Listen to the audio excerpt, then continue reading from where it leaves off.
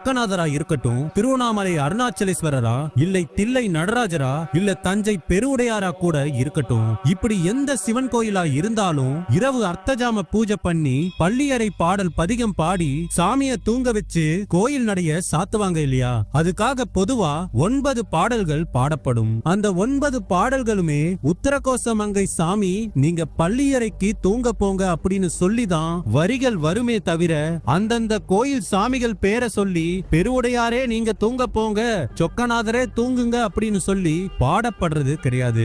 அது ஏன் அப்படிங்கிற ரகசியம் தெரியுமா? கைலாயத்துல, திருவண்ணாமலையில, சிதம்பரத்துல, தஞ்சை பெரிய கோவில்ல, ஏன் நம்ம பார்க்கும் இடம் எங்கும் அந்த சிவபெருமான் நிறைஞ்சிருந்தாலும் கூட அந்த சிவபெருமானுக்கே இருக்கக்கூடிய ஒரே சொந்த ஊர், அந்த பரம்பொருளுக்காக, அந்த ஈசனுக்காக உலகத்தில் தோன்றிய முதல் சிவன் கோவில் அது உத்தரகோசமங்கை சிவன் கோயில் தான். அதனாலதான் என்னதான் எல்லா இடத்துலயும் பல திருமேனிகள்ல பல வடிவங்கள்ல சிவபெருமான் அருள் பாலிச்சுக்கிட்டு இருந்தாலும் இரவு தூங்கும் போது அவருடைய சொந்த ஊர்ல இருக்கக்கூடிய இந்த முதல் சிவன் கோயில் பேரை சொல்லிதான் அவரை தூங்க வைப்பாங்க. திருவாரூர்ல பிறந்தா முக்தி, காசியில இறந்தா முக்தி, திருவண்ணாமலைய நினைச்சாலே முக்தி, இந்த உத்தரகோசமங்கை மண்ணை மிதிச்சாலே முக்தி அப்படின்னு சொல்லுவாங்க.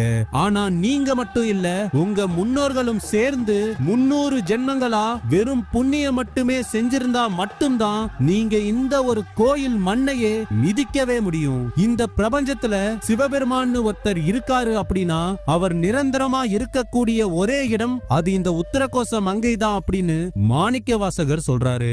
ஒரு சின்ன மரகத கல்லுடைய விலையே சுமார் 42,000 இருக்கும்போது இன்னைக்கு தேதிக்கு பல லட்சம் கோடி மதிப்புள்ள உலகத்துல வேற எங்கேயுமே பார்க்க முடியாத 6 அடி உயரம் கொண்ட மரகத நடராஜர் கம்பீரமாக வீற்றிருக்கக்கூடிய ஒரே கோவில். ரகசியமான உபதேசம், ரகசியமான தரிசனம், ரகசியமான தாண்டவம், பஞ்ச சபைகள்ல சேராத ரகசியமான ஒரு சபைன்னு ரகசியங்களின் ஒட்டுமொத்த வடிவமாக இருக்கக்கூடிய ஒரே ஆலயம். 3500 வருடங்களுக்கும் மேலாக பூத்து குலுங்கும் இலந்தை மரம் கொண்ட அதிசயம். ராவணனுக்கே திருமணம் நடந்த ஒரே சிவத்தலம். மண்டோதரியின் பெயரை கல்வெட்டுகளில் இன்று வரை தாங்கி நிற்கும் 8000 வருடங்களுக்கும் முன் தோன்றிய பெரும் வரலாறு கொண்ட சதுர்வேதி மங்கலம், இலந்தி கைப்பள்ளி, பிரம்மபுரம், வியாகரபுரம், மங்களபுரி, தபோவனம், தட்சிண கைலாயம், தண்டிஷேத்திரம், ரிஷிபுரம், ராவணபுரம், பத்ரி காரண்யம், ஆதி சிதம்பரம் அப்படின்னு ஏராளமான பெயர்களால போற்றி புகழப்படும் உலகத்தின் முதல் சிவாலயத்திற்குள் கால பயணம் செய்து அதன் ரகசியங்களை அறிவோம் வாங்க. சொந்த ஊர்னு சொல்லப்படக்கூடிய இந்த உத்தரகோசமங்கை ராமநாதபுரம் மாவட்டத்துல இருக்கக்கூடிய ஒரு மிக பழமையான ஊர். இந்த ஊரும் இங்க இருக்கக்கூடிய சிவன் கோவிலும் எந்த அளவுக்கு பழமையானது அப்படின்னு நான் நேரடியா சொல்லிதான் உங்களுக்கு தெரியணும் அப்படின்னு இல்ல. இதுக்கப்புறம் நம்ம பார்க்க போற ஒவ்வொரு விடயமும் இந்த கோவில் நீங்க கற்பனை கூட பண்ணி பார்க்க முடியாத அளவுக்கு பழமையானது அப்படின்னு உங்களுக்கு ஆணித்தரமா பதிய வைக்கும். இந்த கோவிலுடைய முழு பெயர் திரு உத்தரகோசமங்கை.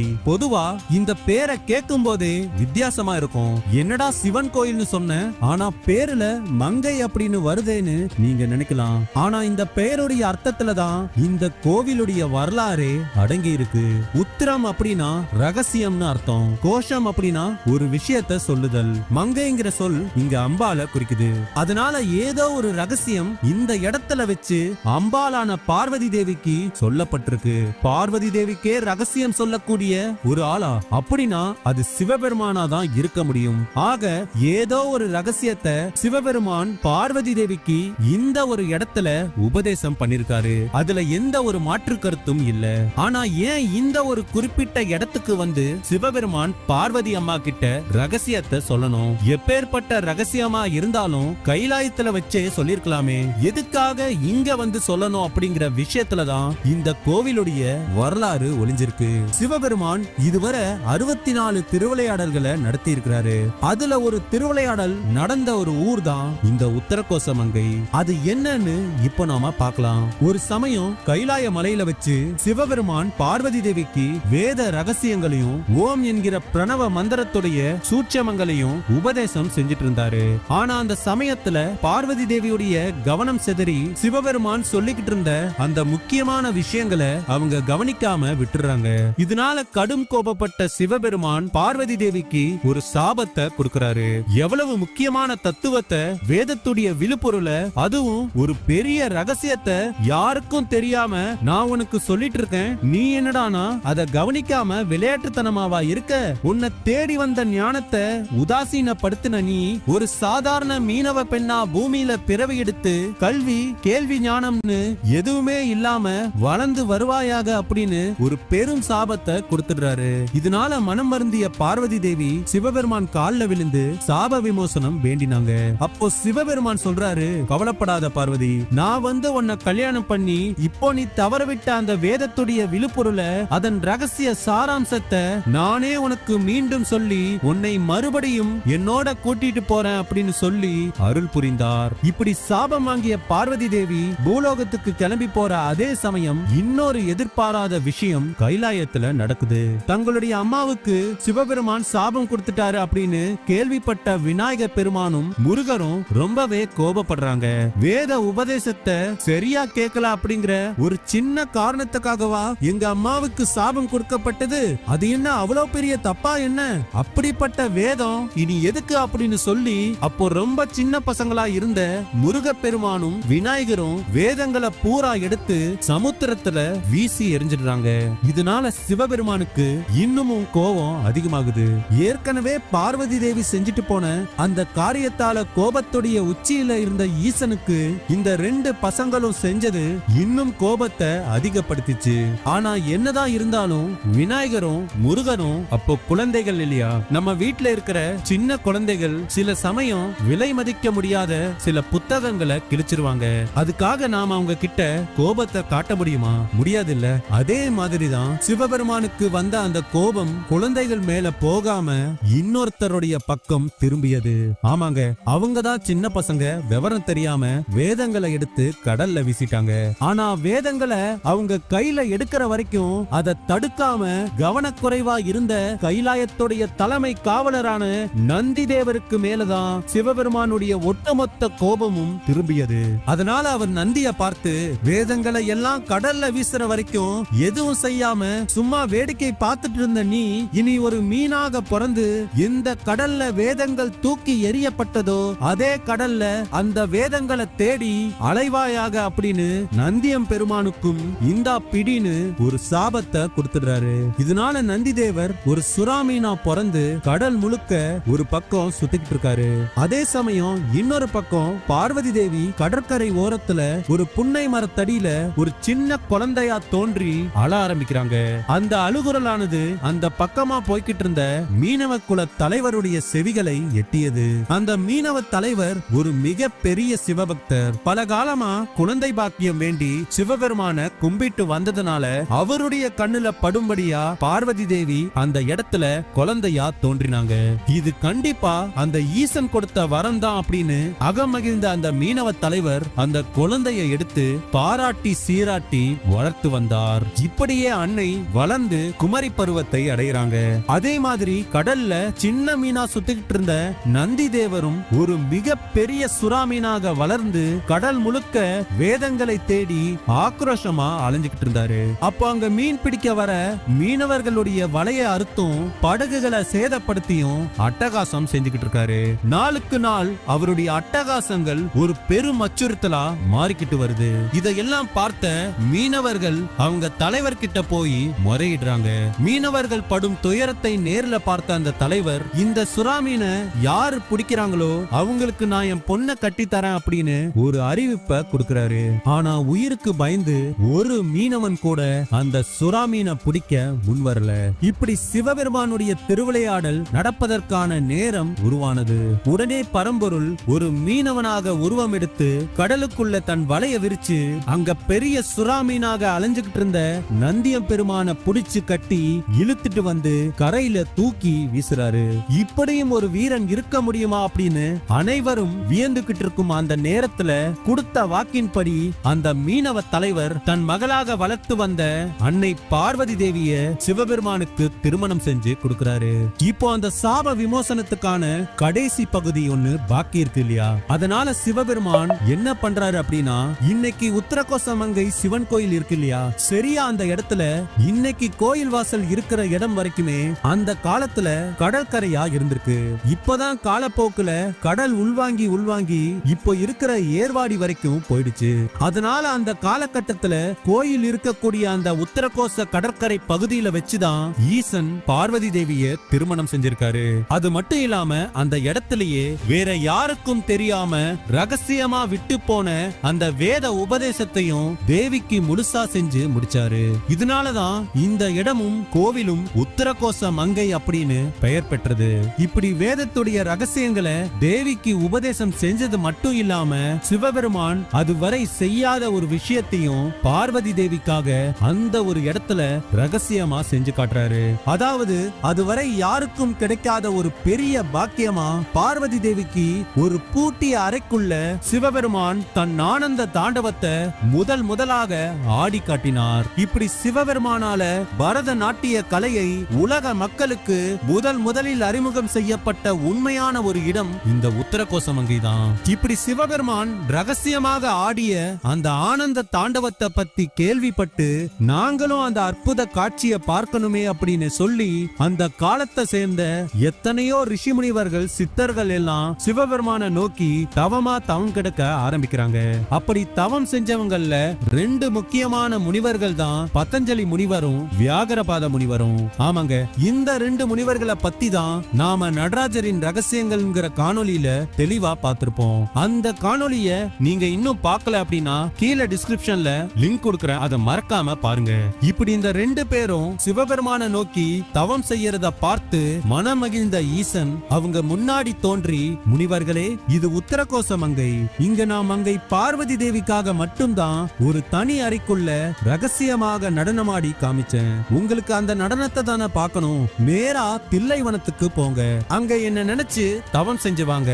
நானே அங்க வந்து உங்களுக்கு என் நாட்டியத்தை ஆடி காட்டுறேன் அப்படின்னு சொல்லிட்டு ஜோதியானார். இப்படி முதலா ரகசியமாக உத்தரகோச மங்கையில ஆடிய அந்த நடனத்தை தான் 2வது முறையா சிதம்பரத்துல இந்த 2 முனிவர்களுக்காக திறந்த மேடையில ரகசியம் இல்லாம அம்பலத்துல ஆடி காமித்தார் எம்பெருமான். அதனாலதான் தில்லை அம்பலத்தான்னு பெயரும் பெற்றார். தில்லை உருவாவதற்கு காரணமாக அமைந்த இந்த ஆதி சிதம்பரம் அழைக்கப்படும் இந்த உத்தரகோச மங்கை எவ்வளவு முக்கியமான ஒரு இடம் அப்படின்னு இதுல இருந்தே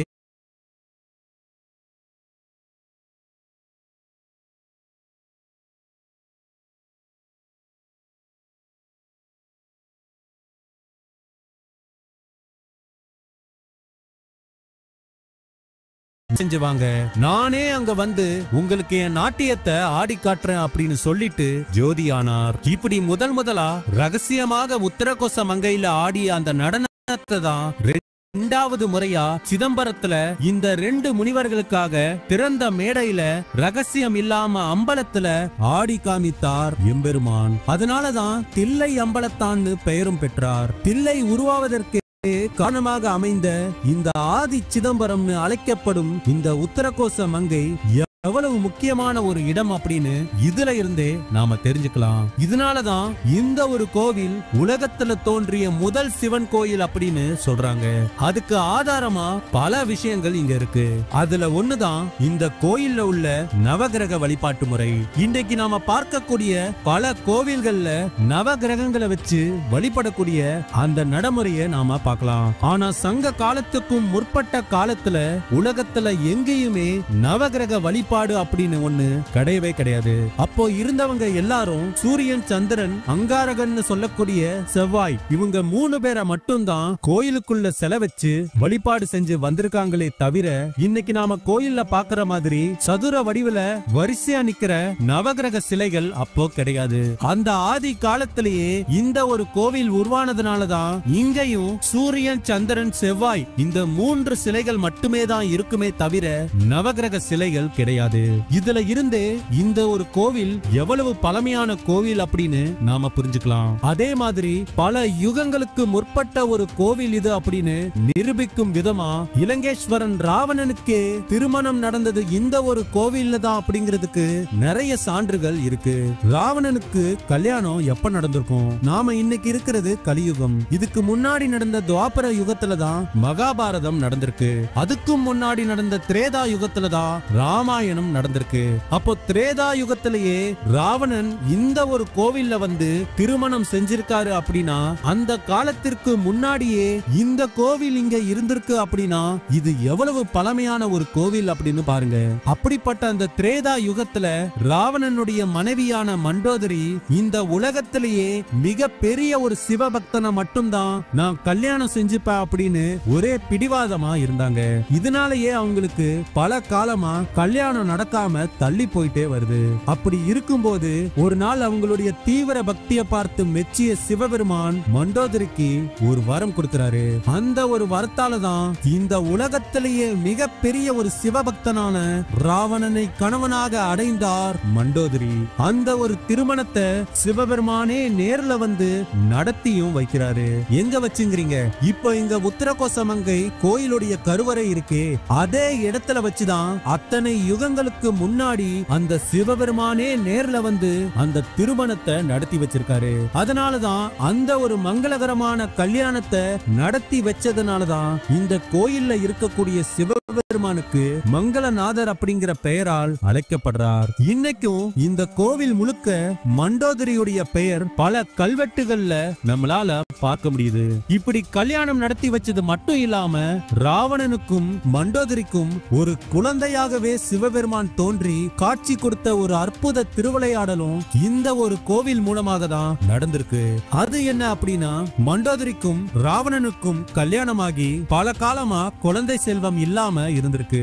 அதனால மண்டோதரி மறுபடியும் தினமும் இந்த கோயிலுக்கு வந்து இங்க இருக்கக்கூடிய சிவபெருமான நோக்கி பல காலமா பூஜை செஞ்சுட்டு வராங்க. இதனால மனமகிழ்ந்த ஈசன் மண்டோதரிக்கு காட்சி கொடுக்க போறாரு. அப்படி மண்டோதரிக்கு காட்சி கொடுக்க போறதுக்கு முன்னாடி சிவபெருமான் இந்த கோவில்ல ஒரு முக்கியமான விஷயத்தை பண்ணிக்கிட்டு இருந்தாரு. அதாவது ஒரு குருநாதரா இருந்து ஒரு 1000 சிவனடியார்களுக்கு வேதத்துடைய அந்த விழுப்புரல அந்த சாராம்சத்தை இந்த கோவில்ல இருக்கக்கூடிய இலந்தை மரத்தடியில வச்சு போதனை செஞ்சுட்டே இருக்காரு.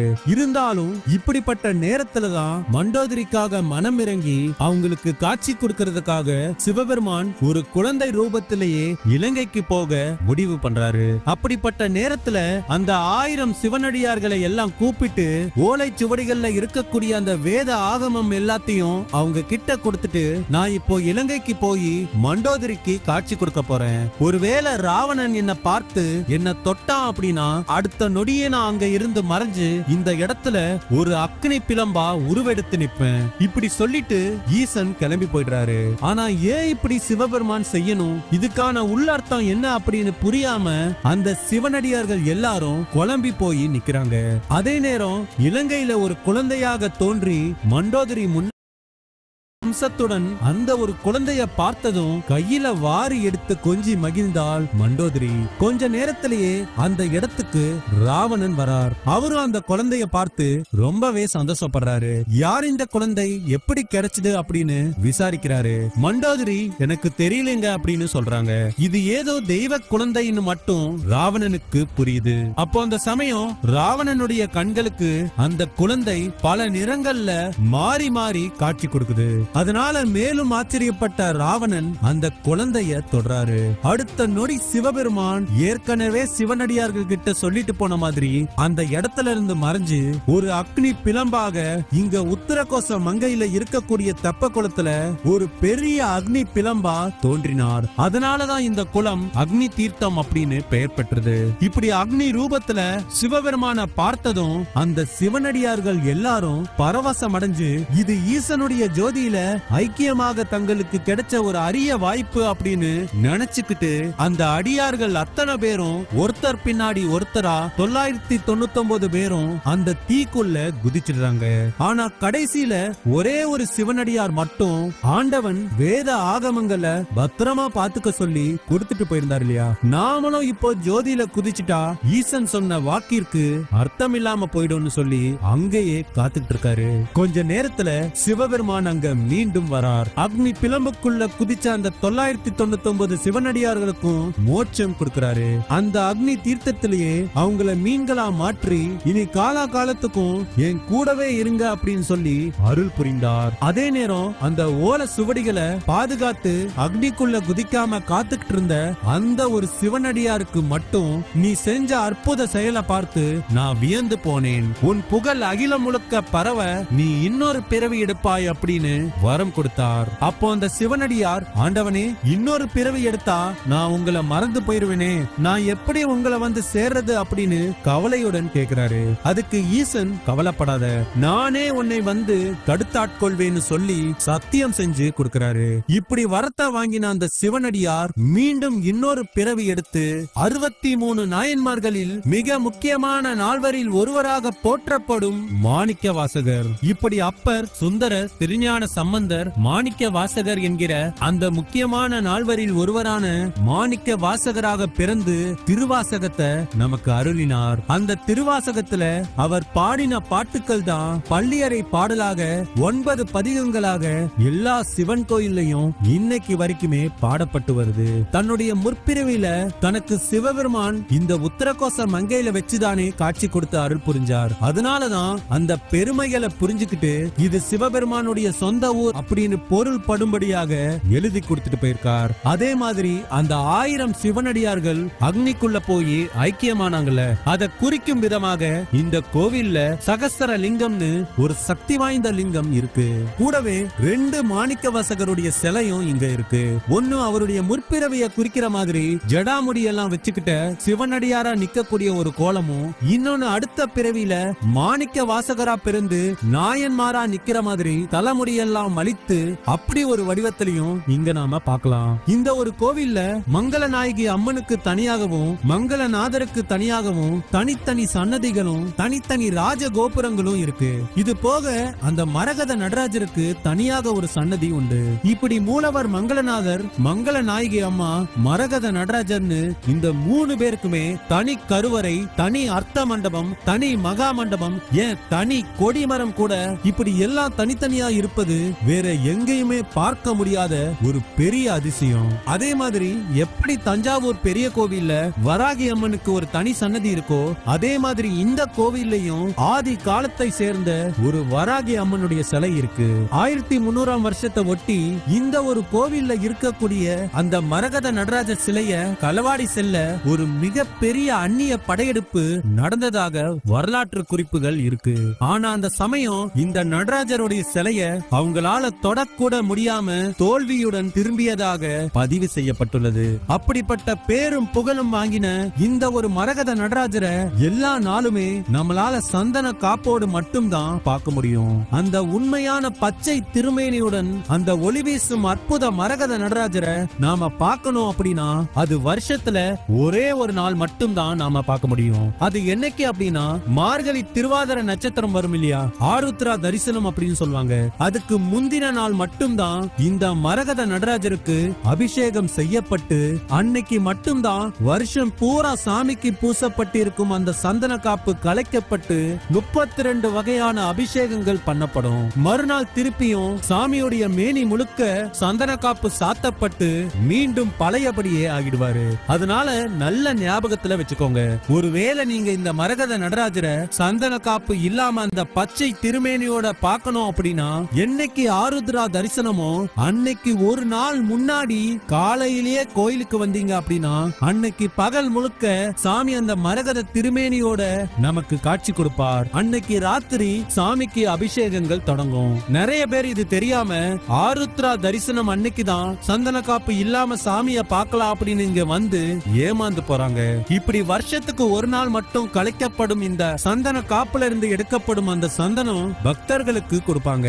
அந்த ஒரு சந்தனத்தை வாங்கறதுக்காக இந்த கோயில்ல ஒரு மிக பெரிய போட்டா போட்டி நடக்கும். ஏன்னா அந்த சந்தனம் மருத்துவ குணம் வாய்ந்தது அப்படின்னு நம்பப்படுது. இப்படி எத்தனையோ கோவில்கள்ல நடராஜருக்கு சிலை இருந்தாலும் 6 அடியில ஒரே கல்லுல செய்யப்பட்ட, அதுவும் மரகத கல்லுல செய்யப்பட்ட நடராஜரை நாம வேற எங்கேயுமே பார்க்க முடியாது.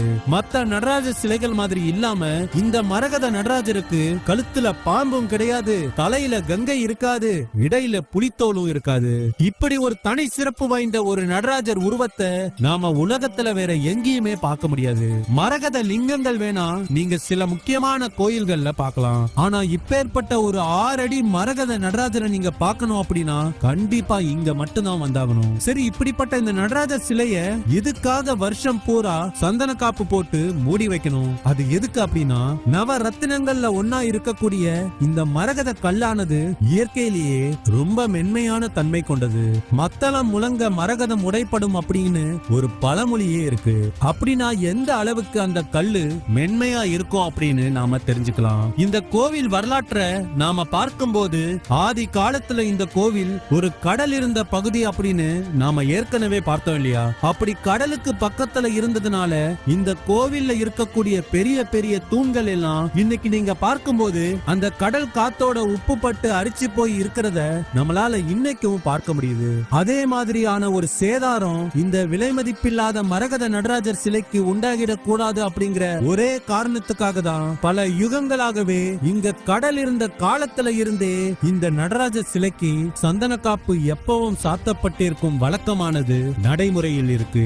அதே போல மத்தள முழங்க மரகதம் உடைப்படும் அப்படிங்கிறதுக்கு ஏத்த மாதிரியே மத்த கோவில்கள் மாதிரி இங்க பெரிய மத்தளங்கள் எதுவுமே முழங்கப்படாது, உடுக்கை அடிக்கப்படாது. பஞ்ச வாத்தியங்கள் மாதிரியான எந்த ஒரு சிவ வாத்தியங்களுமே இந்த கோவிலின் பூஜையின் போது ஒலிக்கப்படாது, இருக்கவும் இருக்காது. இப்படிப்பட்ட இந்த மரகத கல்லால செய்யப்பட்ட இந்த நடராஜ சிலை எப்படி இந்த கோயிலுக்கு வந்துச்சு தெரியுமா? இங்க இருக்கக்கூடிய மங்களநாத சிவலிங்கம் ஒரு சுயம்புவா தோன்றின சிவலிங்கம் தான். ஆனா இந்த மரகத நடராஜர் இருக்காரே, அந்த மரகத கல்லு கடலுக்குள்ள இருந்து ஒரு மீனவரால கொண்டு வரப்பட்டு பாண்டிய மன்னனுக்கு கொடுக்கப்பட்டு அந்த பாண்டிய மன்னன் சித்தர் சண்முக வடிவேலு அப்படிங்கிற ஒரு சித்தரை வச்சு இந்த அழகான மரகத நடராஜ சிலைய செதுக்கினார். இப்பேற்பட்ட இந்த கோவிலை பத்தி மட்டுமே திருவாசகத்துல மொத்தம் 38 இடங்கள்ல மாணிக்க வாசகர் பாடியிருக்காரு. அப்படின்னா இது எப்பேற்பட்ட ஒரு பெருமை வாய்ந்த சிவத்தலம் அப்படின்னு பாருங்க. இன்னைக்குதான் திருவண்ணாமலை முழுக்க சித்தர்கள் நிறைஞ்சிருக்காங்க. ஆனா ஆதி காலம் தொட்டே 60,000க்கும் மேற்பட்ட சித்தர்கள் இந்த கோயில்ல தவம் கிடந்து ஈசன் கிட்டையே உபதேசம் வாங்கி சென்றதற்கான புராண குறிப்புகள் பல உண்டு. உலகத்துல எந்த கோவில்லையுமே சிவபெருமானுக்கு தாளம்பூ பயன்படுத்த மாட்டாங்க. அதுக்கான காரணம் நம்ம எல்லாருக்குமே தெரிஞ்ச ஒரு கதை தான். அக்னி சுடரா ஈசன் நிற்கும் போது அவருடைய அடிய காண்பதற்காக விஷ்ணு பரமாத்மாவும் முடிய காண்பதற்காக பிரம்மதேவரும் கிளம்பி போனாங்க. அப்போ உண்மையில 2 பேருமே அதை காண முடியாம தோல்வி அடைஞ்சாங்க. ஆனா பிரம்மதேவர் ரொம்பவே தந்திரமா சிவபெருமானுடைய முடியில இருந்து விழுந்த ஒரு தாளம்பூவை வச்சு நான் முடிய பார்த்தேன் அப்படின்னு சொல்லி பொய் சாட்சி சொல்ல வைக்கிறாரு. பரம்பொருளை யாராச்சும் ஏமாத்த முடியுமா என்ன? விளைவு உனக்கு எங்கேயுமே இனி கோயில் வழிபாடு கிடையாது அப்படின்னு பிரம்மதேவருக்கு ஒரு சாபமும், உன்னை எந்த கோயில்லையும் இனி அர்ச்சனைக்கோ பூஜைக்கோ பயன்படுத்த மாட்டாங்க அப்படின்னு சொல்லி அந்த பொய் சாட்சி சொன்ன தாளம்பூவுக்கும் ஒரு சாபம் கிடைக்குது. இது வரைக்கும் தானே நம்மளுக்கு எல்லாருக்கும் தெரிஞ்ச அந்த கதை. ஆனா அதுக்கப்புறம் அந்த தாளம்பூ இந்த ஒரு கோவிலுக்கு வந்து சிவபெருமான நோக்கி தவம் செஞ்சு உனக்கு இங்க மட்டும் அர்ச்சனைக்கு அனுமதி உண்டு அப்படின்னு வரம் பெற்றது. அதனால உலகத்துல எந்த கோயில்லையும் இல்லாத மாதிரி இந்த ஒரு கோவில்ல மட்டும்தான் தாளம்பூ வச்சு சிவபெருமானுக்கு அர்ச்சனைகள் செய்யப்படுது. அதே மாதிரி அம்பாளுக்கும் கூட தாளம்பூ மாலை சாத்தப்படுது. இந்த ஒரு கோவில்ல ஒரு பஞ்சலோக நடராஜ சிலையும் உண்டு. அது ரொம்பவே சிறப்பானது. ஏன்னா வலதுபுறம் ஆண்கள் ஆடும் தாண்டவமும் இடதுபுறம் பெண்கள் ஆடும் நளினமான நடன அசைவுகளும் கொண்டு அற்புதமா செதுக்கப்பட்டிருக்கும். அதே மாதிரி இந்த கோயில்ல இருக்கக்கூடிய முருகப்பெருமானுக்கு வாகனமா யானை இருக்கு. முருகப்பெருமான் தெய்வானைய திருமணம் முடிச்ச கையோட இந்த கோயிலுக்கு வந்திருக்காரு. அப்போ அவருடைய மாமனாரான இந்திரதேவன் தன் மருமகன் முருகனுக்கு தன்னுடைய ஐராவத யானைய இந்த கோவில்ல வச்சு பரிசா கொடுத்திருக்காரு. அதனாலதான் இங்க மட்டும் முருகப்பெருமானுக்கு யானை வாகனம் இருக்கு. பல சங்க கால இலக்கியங்கள்ல இளவந்திக்கை பள்ளி அப்படின்னு குறிப்பிடப்பட்ட ஒரு கோவில் பத்தின குறிப்புகள் நிறையவே வரும். அது எந்த கோவில் அப்படின்னு புரியாம நிறைய பேரு குழம்பிருப்பீங்க. இந்த கோவில்ல இருக்கும் கல்வெட்டுகள் மூலமா இந்த கோவிலுடைய பெயர் தான் இளவந்திக்கை பள்ளி அப்படின்னு அந்த குழப்பத்திற்கான விளக்கம் அமையுது. இந்த கோயில் குளத்துல இருக்கிற மீன்கள் நன்னீர் மீன்களா இல்லாம எல்லாமே உப்பு தண்ணியில வளர்ற கடல் மீன்கள் அப்படின்னு தெரிஞ்சுக்கோங்க. ஈசன் மட்டும் இல்லாம ஈஸ்வரியும் பிறந்த ஊரான இந்த உத்தரகோச மங்கையில் ஒரு முறை நீங்க மிதிச்சாலே சொர்க்கம் செல்வதை என்பது நிச்சயம். அதே மாதிரி இந்த ஒரு காணொளிய நீங்க இதுவரை முழுசா பொறுமையா பார்த்திருக்கீங்க அப்படின்னா உங்களுக்கு அந்த சிவனுடைய அருள் முழுசா நிறைஞ்சிருக்கு அப்படின்னு தான் அர்த்தம். இந்த காணொளியில பகிரப்பட்ட அனைத்து தகவல்களும் உங்களுக்கு புரியுற மாதிரி தொகுத்து கொடுக்கறதுக்கு பின்னாடி என்னுடைய கடினமான உழைப்பு ஒளிஞ்சிருக்கு. அதை ஊக்கப்படுத்தணும் அப்படின்னு நீங்க நினைச்சா உடனே நம்ம சேனலை சப்ஸ்கிரைப் பண்ணி இந்த வீடியோவை லைக் பண்ணி உங்க நண்பர்களுக்கும் அன்பர்களுக்கும் ஷேர் பண்ணுங்க. நீங்க சின்னதா செய்யற இந்த விஷயம் எனக்கு பெரிய அளவுல உதவி செய்யும். மீண்டும் இதே மாதிரி ஒரு வித்தியாசமான காணொளியுடன் உங்களை அடுத்த வாரம் சந்திக்கிறேன். நன்றி, வணக்கம்.